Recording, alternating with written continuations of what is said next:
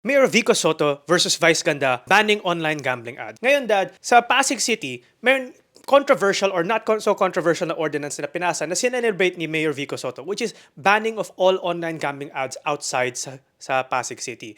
Ngayon, bakit na involved dito si Vice Ganda? Kasi si Vice Ganda, Dad, siya ay isang largest ambassador ng isang sikat na online gambling site na yung Game Zone. So pag nakita mo, everywhere ngayon sa EDSA, tsaka even sa Cebu, sa buong Pilipinas, maraming mga billboard na si Vice Ganda ang nag-endorse ng isang online gambling website. Controversial naman ang kanyang endorsement kasi syempre maraming nagsasabi na nakasira ng buhay ang mga online gaming na to. Actually, kaya nga sinelebrate ni Mayor Vico Soto ang kanyang ordinance na banning ng mga ads ng online gambling sa Pasig City kasi sinabi nga niya na maraming nasisira ang buhay dahil sa mga online gambling. Syempre, ang counter naman ni Vice Ganda kung ba't siya naging endorser ng Game Zone, sabi niya, okay lang naman ako mag-endorse sa online gambling kasi pampasaya lang daw ito ng tao. Tapos nag-agree lang siya bilang ambassador ng online gambling kasi sabi niya, basta sa lahat ng ads, nakasulat na play for fun and play responsibly. Kasi basta maging masaya daw yung tao. Kaya para sa kanya, okay daw mag-endorse ng online gambling. Although Dad, marami na nagsasabi ng mga online gambling at mga online gambling ads na to, nakasira to talaga ng buhay. Kaya pati yung sa Davao, si Mayor Baste Duterte, nag-introduce rin siya ng sarili niyang ordinance banning ads of online gambling sa Davao City. The next question is that, sa tingin mo ba, na tama ang ginagawa ng mga mayor na to, ni Vico Soto, na kailangan i-limit natin or totally i-ban natin ang pag-promote ng mga online gambling kasi nakakalula daw to sa mga buhay ng mga tao. Kailangan ba ng national bill na banning all online gambling ads altogether para hindi mapahamak ang mga Pilipino? Well, ang unang tanong niyan dapat nasagutin ng ating mga kababayan, simple lamang.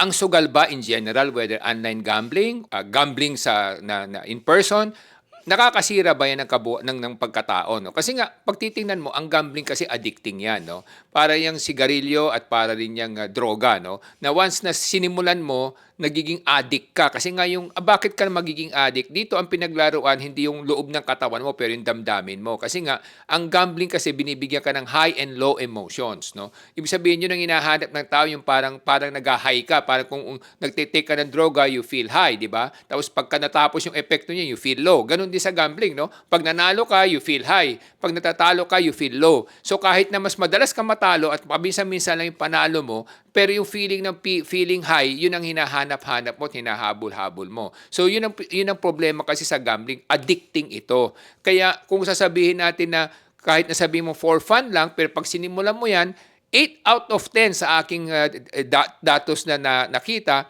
talagang nagiging addict. No? So pag naging addict siya, so yun ang problema. Ako mismo, I witnessed that. No? I have some friends and I have some relatives whom I've seen. Nakita ko na nalulong sa ganyan sugal. No? Sa umpisa, kunyari, laro lang, katuwaan lang, pero eventually, mayat maya, gabi-gabi na nandun na sila. Tapos kung ano-ano na ginagawa, kung ano sinasanla, minsan nagnanakaw, minsan pati katawan binebenta para lang sa ganun magkaroon sila ng pera pantaya. No? So yun ang problema kasi sa gambling. No? Kahit nasabihin mong meron kang warning, parang sigarilyo, may warning sa cigarette packs, di ba, na sinasabing smoking is dangerous to your health. But in spite of that, a lot of people are still taking it, especially when they have started taking it already because it's addicting, di ba? Sa sigarilyo, merong nicotine na nakaka-addict. Sa sugal naman, merong high and low feeling na nakaka-addict din. So, if you will ask me kung tama ba yung ginagawa ng mga mayor na to, tama yun kasi nga ayaw nilang mapahamak yung kanilang mga kababayan. Kasi bakit kamo? Once na naging addict ang mga tao sa sugal, anong ang mangyayari? Magugulo ang lipunan, magkakaroon ng chaos sa society. Kasi nga, yung iba niya matutuksong magnakaw, pumatay, magbenta ng katawan, mangloko ng kapwa para lang magkaroon ng pera at masisira yung kabuhayan nila, lalo na kung may pamilya yan, pati yung mga anak madadamay. So yun ang problema kasi sa sugal. No? Kaya that's why as much as possible, dapat ilimit lamang yan sa in-person o kung hindi na dapat i-promote yan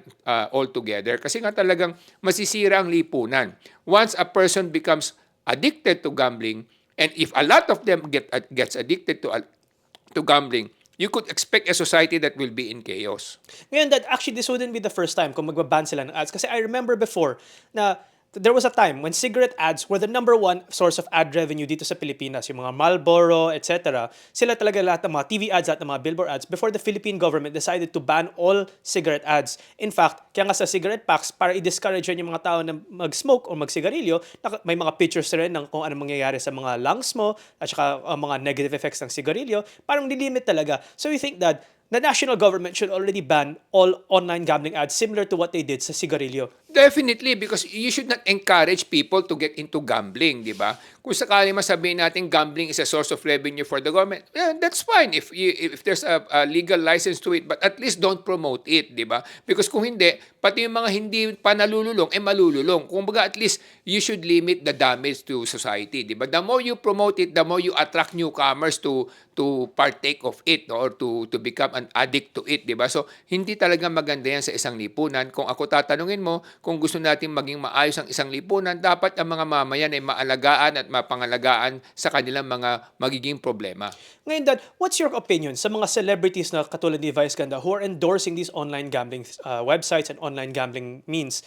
Do you think that's very irresponsible of them considering na nagiging role model sila sa mga kapwa natin Pilipino for them to be promoting other Filipinos to spend their life savings or to spend their money and eventually maybe even get addicted to online gambling? Well, I will not judge the reasons why he accepted that kind of endorsement. No, maybe he needs some money, maybe he needs some kumbaga publicity. But as far as I'm concerned, if you can afford not to accept it, it would be more respectable. Kasi nga parang alam mo na nga mali, alam mo na nga mapapahamak yung mga kababayan mo, ipro-promote mo pa. So yun lang naman ang issue kasi dito. Kung alam mong hindi na makakabuti ito sa lipunan at sa mga kababayan mo, bakit mo pa i-endorse o bakit mo pa ipro-promote, di ba? Siyempre, we are not here to judge anybody.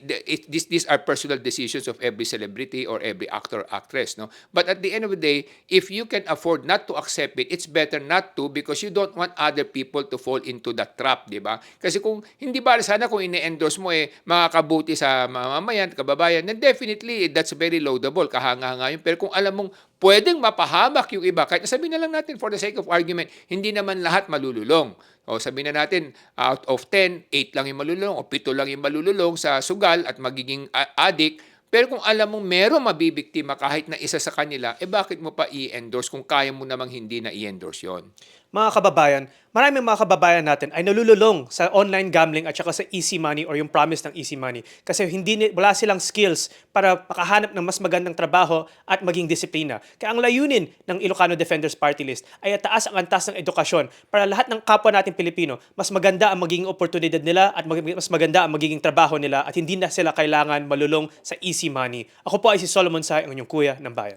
Ang pinaglalaban namin sa Ilocano Defenders Party List ay magkaroon tayo ng isang sambayanan na merong mga kababayan at mga mamayan na alam nila kung ano ang tama at mali at alam nila kung ano yung dapat nilang hindi gawin para hindi sila mapahamak sa kanilang kabuhayan at kinabukasan. Ako po si Michael San, yung dad ng bayan.